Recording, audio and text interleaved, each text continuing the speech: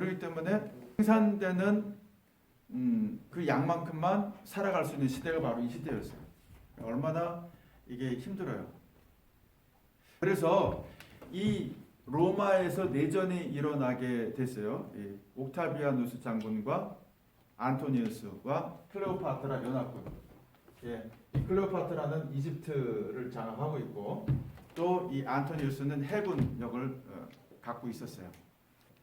이 옥타비아누스는 소위 어떤 임무를 맡고 있었냐면은 소위 일개 식량, 호송, 호민관밖에 되지 않아요. 식량, 호송, 호민관. 그 말은 무슨 말이냐면은 이 로마에서 나는 밀들은 이런 이 사람들은 뭐 먹었어요? 밀 먹었죠. 밀가루. 그죠? 밀농사를 한 것을 가지고 로마로 갖고 와야 되는데 이 식량을 호송을 해야 되잖아요. 당시에도 도적대가 강도대가 많은 거예요. 그러니까 이 식량을 지키기 위한 로마의 호송 장군이 바로 옥타비아누스 장군이었어요. 식량 호송하는 장군이 드디어는 이 안토니우스와 클레오파트라 연합군까지 대결하게 돼서 누가 이제 이기느냐에 따라 로마의 이제 실권자가 되고 세계를 지배하는 사람이 되는 거예요. 역사는 뭐라고 말하고 있냐면 여기 이집트 바로 앞에 악툼이라고 하는 곳이 있는데 악툼 해전에서 안토니우스와 클레오파트라가 패하고 옥타비아누스 장군이 이겨요. 그 악툼 해전의 결과로 바로 이 옥타비아누스 장군이 가장 첫 번째로 한 일이 뭘까요? 이 비옥한 토지를 점령해갖고 이집트에서 나는 비옥한 밀들을 가져다가 로마로 가져가서 로마 시민들한테 공짜로 식량을 나눠준 거예요. 이거 어마무시한 일이에요. 이집트에서 나는 풍요로운 곡식을 갖다 로마 시민들한테 공짜로 나눠주는데 이거 갖다 이제 아노나라 그래가지고 이거를 황제의 무료 식량 공급 정책이라 로마 시민들한테 공짜로 주는 거예요. 한번 여러분들 생각해 보세요. 생각을 좀 하셔야 돼. 그냥 밀을 줬을까? 그 밀을 가지고 가루를 만들어서 빵을 구워가지고 빵을 나눠줬을까? 한번 얘기해 보세요. 어떻게 줬을까요?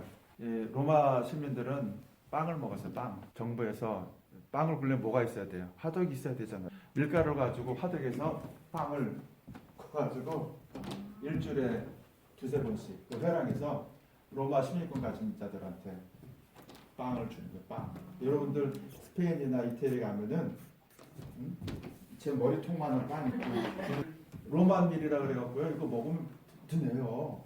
그러니까 이 로마의 공무원들은 제빵사가 공무원이었다 아니다? 제빵사가 공무원이에요. 공짜로 주니까 무료 황제의 무료 식량 공급 정책. 그러니까 어떤 일이 벌어지게 되냐면 로마 시민들한테 공짜 식량 주니까 이 옥타비아누스 장군에 대해서 이 로마 시민들이 뭐라고 하냐면 파파라고 파파. 헬란 말로 뭐라고 그러는지 말로 파테르라고 하는 말. 파테르. 그 말은 뭐냐면 일개 식량 호민관, 호송 호민관에 불과한 군인에게 어떤 칭호를 주냐면 황제 칭호를 줄 뿐만 아니라 황제가 되게 하고 거기에 더 나가서 어떤 칭호를 주냐면 황제보다 더 큰 칭호. 이건 뭐냐면은 아빠라고 하는 칭호야. 황제를 보고 우리 아빠라. 이 말은 무슨 말이냐면은 황제가 그의 가족들, 시민들, 가족 구성원들에게 뭘 줬어요 지금요? 먹을 것 준 거예요. 그러니까 가족 구성원들이 그 먹을 것 준 그 사람 보고 뭐라 아빠 파파라고 하는 거예요. 여기에서 일정한 관계가 형성이 되는 거예요. 뭐냐? 황제는 로마 시민들을 먹여 살릴 책임이 있고 황제가 이 가족들에게 구성원들에게 먹을 걸 주면 식량을 주면 이 구성원 시민들은 황제를 향해서 아빠라고 부르는 거예요. 자녀들이 엄마 아빠가 돈 벌어 갖고 오면은 엄마 아빠 하듯이 아빠는 그런 책임이 있고 엄마도 그런 책임이 있고 자녀들은 엄마 아빠가 번 돈으로 그 먹고 살면은 아빠라고 부르고 아빠들은 그런 책임을 갖고 살아가는 거예요. 의무와 책임이 여기 있는 거예요. 황제와 이 식민들 사이에. 그런데 이 파테르라고 하는 말이 뭐냐? 주기도문에 가장 첫 번째 나오는 말이에요. 원어에서. 말하자면 이렇게 돼 있어요. 주기도문의 원문에 보게 되면 이게 제일 먼저 나오고 우리들의 아빠, 그 다음에 토, 앤, 토이스, 우라노이스, 하늘에 계신 우리들의 아버지, 이렇게 돼 있어요. 그러니까 이게 이제 영어식이죠. 서양식의 언어는 가장 중요한 게 먼저 나온. 이거는 어디에 나와 있는 거냐면 마태복음 6장 9절 13절 이렇게 나와 있어요. 그런데 똑같은 본문인데 누가복음에는 다른 건 다 빠지고 이것만 있어요. 파테르. 누가복음 11장 첫 번째 나오는 건 뭐예요? 아빠. 여기에서 나오는 이 아빠라고 하는 말은 우리말로 번역되어 있는 우리말에서는 하늘에 계신 우리 아버지요. 이거하고는 그 의미가 다른 거예요. 여기서 말하는 이 아빠라고 하는 말은 오히려 지금 제가 말한 이 헬라의 로마 시대에서 아빠라고 하는 칭호의 그 의미와 그 중요성 이런 것들을 다 포괄하면서 또 다른 의미가 있는 거예요. 이해가 되시죠? 우리가 성경을 잘 가르친다라고 하는 말은 사실은 이 문자를 잘 안다라고 하는 말은 아니에요. 문자를 잘 알면 얼마나 많이 알겠어요. 문자를 잘 알기 위해서는 당시의 시대적인 상황, 문화, 역사, 문학, 수사학 이런 걸 잘 알아야 돼요. 당시 이런 것을 우리가 잘 가르치기 위해서 이해를 해야 돼요. 예를 들면 이런 거예요. 세상죄를 지고 가는 하나님의 어린 양이로다라고 하는 이 말이 이 팔레스타인 근동에서 있었던 하나님의 말씀이라면 이 똑같은 말씀을 에스키모인들에게 번역을 한다고 칩시다. 에스키모인들의 환경에는 이 양이 있어요, 없어요? 양 없어요. 그러면은 여러분들이 에스키모인들이라면 어떻게 이걸 번역해야 할까요? 보라, 세상죄를 지고 가는 하나님의 어린 뭐라고 해야 돼요? 그러니까는 하나님의 말씀을 나의 역사, 문화, 상황에서 그걸 정확히 가르치려면 여기에 대한 입장과 견해와 가치가 내 안에서 정립이 되어 있어야 되는 거예요. 두 가지 방법이 있어요. 첫 번째 뭐냐면 그냥 우리 문화, 그 문화에 가장 비슷한 동물로 등가의 단어로 바꿔서 얘기하면 돼요. 에스키모인들에게는 양은 없지만 술록은 있어요. 보라, 세상죄를 지고 하는 하나님의 어린. 그럼 쉽게 이해는 되겠죠. 그렇지만 그게 정확한 번역은 아니에요. 그 두 번째 방법은 뭐냐면 보라, 세상죄를 지고 가는 하나님의 어린 양이라고 해야 돼요. 똑같은 그 말. 그러면은 당장은 이해가 돼야 안 돼요. 에스키모인들은 이해가 안 돼요. 하지만 그 밑에다가 나뇌줄을 달아갖고 그 양은 털이 하얗고 근동에 혹은 중동에 사는 짐승으로 순한 양이다 이렇게 설명을 다 하는 거예요. 그러면 이제 그 문화를 통해서 이해하겠죠. 두 가지 방법이 있어요. 어떤 방법을 쓰겠어요? 두 번째, 원래대로 하고 나뇌줄을 단다. 두 번째. 저는 첫 번째. 첫 번째. 왜냐면 못 알아들으니까. 모르니까 저도 첫 번째. 왜냐하면 모르니까요. 그래서 우리가 지금 성경이 여러 가지 역본이 있죠. 개정개혁, 개혁 한글, 또 현대인의 성경, 새번역 많이 있어요. 그런 차이가 있는 거예요. 이 학생들 어린아이들한테 맞는 뭐 현대인의 성경, 새번역, 그 다음에 원래의 성경의 의미에 더 가까운 개혁, 개정, 개혁 한글 이렇게 될 수 있겠죠. 이제 이런 차이가 있는 거예요. 자, 이 파테르라고 하는 말이 주기도문의 가장 첫 번째 나오는 책. 자, 여러분들이 또 생각을 많이 해야 돼요. 지금 이제 이 로마에서 여기가 로마잖아요. 지중해를 이렇게 반으로 이제 로마와 이 나일 델타, 나일 삼각주가 있는 곳을 반을 잘라요. 그러면은 여기가 바로 알렉산드리아입니다. 이 당시 세계 최고의 도시가 로마라고 한다면 세계 제2의 도시가 알렉산드리아예요. 이집트의 수도예요. 로마의 당시 인구가 약 100만이라고 한다면 알렉산드리아 인구는 80만이라고 해요. 세계 전체 인구가 얼마라고 그랬어요? 7천만. 로마의 인구가 얼마라고 그랬어요? 100만. 알렉산드리아 인구가 80만. 우리나라 이렇게 있으면 겨울에는 바람이 어떻게 불어요? 북풍 한설 그러잖아요. 북풍 한설. 겨울에는 바람이 이렇게 편서풍이 불어요. 근데 이 당시는 지금 돛배예요. 식량을 어떻게 날랐어요? 식량을 어떻게 날랐을까요? 배로 날랐죠, 배. 당시는요, 이 알렉산드리아에서 육지로 이렇게 갈 수 없어요. 배로 가는 게. 당시는 다 배로 해야지만 물자가 이동이 되고 군인들도 왔다 갔다 하고 그래요. 그러면은 당시 이 지중해를 중심으로, 그러니까 배가 왔다 갔다 하니까 이 지중해 패권을 장악하는 나라가 세계의 패권을 장악하는 거예요.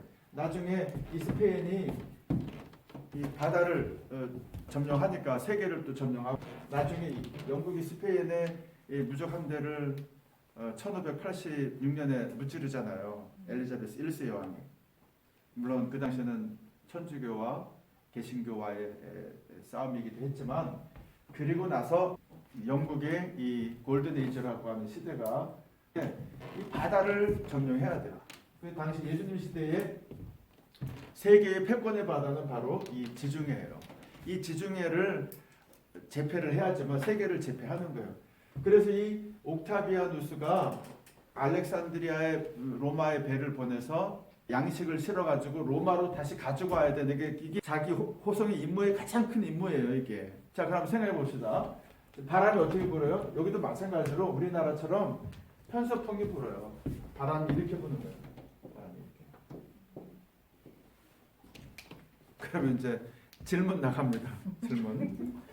이 로마에서 배를 띄워요. 그러면은 알렉산드리아까지 금방 오겠죠? 왜? 돛배니까. 범선 알죠? 물론 노예들이 젓는 배도 있긴 하지만 이 돛배를 타고 다니기 때문에 알렉산드리아까지 며칠이면 올까요? 배 한 번도 안 타보셨어요? 큰 바다인데요, 이게. 하루. 아, 2달은 너무 많아요. 제가 얘기할게요. 그러니까 우리가 성경을 잘 해석하려면요, 당시의 이 역사를 알아야 돼요. 그래야지만 잘 가르칠 수 있어요. 자, 이제 바람이 이렇게 부니까 이 로마에서 알렉산드리아까지 가는 이 배편이 빨리 가면, 바람을 잘 만나면 3일이면 가요. 저도 대학생 때 여행을 했는데 로마에서 고린도 운하를 지나서 아테네까지 가는데 1박 2일밖에 안 걸렸죠. 물론 그건 기간배죠. 근데 바람을 만나게 되면 3일이면 여기 도착해요. 알렉산드리아까지. 자, 근데 문제는 그게 아니에요. 여기에서 이제 미를 선적을 다 했어요. 그럼 이제 어떻게 해요? 바람이 이렇게 부는데. 바람이 이제 맞바람이, 이게 지금 바람이 뒤에서 부는 바람이 아니라 이제 맞바람이에요. 어떻게 하면 좋겠어요? 잠수함? 그 당시에 잠수함이 있어요? 한번 상상력으로 한번 얘기해 보세요. 돌아가요? 그렇죠. 정답이에요. 지금 여러분들이 지중해의 이 지도를 보게 되면 로마와 알렉산드리아, 지중해를 반으로 이렇게 딱 나누면 왼쪽보다 오른쪽에 로마가 3일길마다 항구 도시를 인위적으로 만들어요. 이렇게. 그게 바로 고린도, 빌립보, 에베소, 이렇게 되는 거예요. 그래서 여기는 아주 규칙적으로 항구 도시가 건설되어 있어요. 지도 한번 보세요. 하이파 요파, 그다음에 가이사라, 빌립보, 뭐 조금 더 들어가면 안티옥, 그다음에 고린도, 에베소 뭐 등등 이런 항구 도시가 있어요.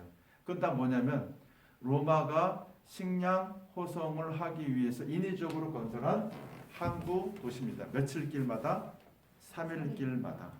그래서 맞바람이 불 때는 알렉산드리아까지 바로 와서 식량을 선적하고 그리고 다시 로마로 갈 때는 이런 루트를 따라 가는데 겨울을 만나게 되면 또 풍랑을 만나게 되면 거기서 자초되고 멀어지게 되죠. 그래서 역사를 보게 되면 어떤 해는 풍랑을 만나서 선적했던 배들이 다 침몰당해서 곡물값이 막 올라갈 때가 있고 여러 가지 사건들이 많이 있어요. 그럼에도 불구하고 이 황제의 무료 식량 공급 정책은 옥타비아누스 황제가 된 이름이 바로 아우구스투스예요. 똑같은 이름이에요.